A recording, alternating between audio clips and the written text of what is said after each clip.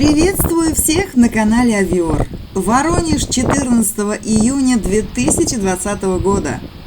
Вчера погода начала меняться после 30-градусной жары. Появился прохладный ветерок, температура начала снижаться до плюс 22 градусов, а ночью влил сильный дождь.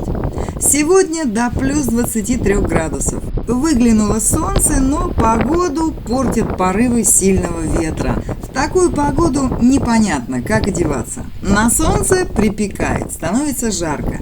Потом вдруг внезапно налетает холодный ветер. При таком погодном дисбалансе легко заработать бронхит.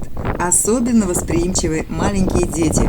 Поэтому сегодня, выходя на улицу, не лишним будет захватить с собой легкую ветровочку или пиджачок.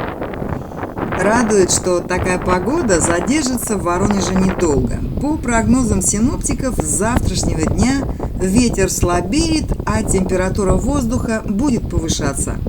15 июня плюс 27 градусов. И уже в пятницу, 19 июня, снова плюс 30.